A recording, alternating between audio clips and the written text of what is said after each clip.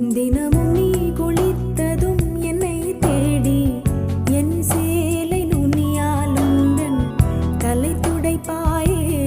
அது கவிதை திரு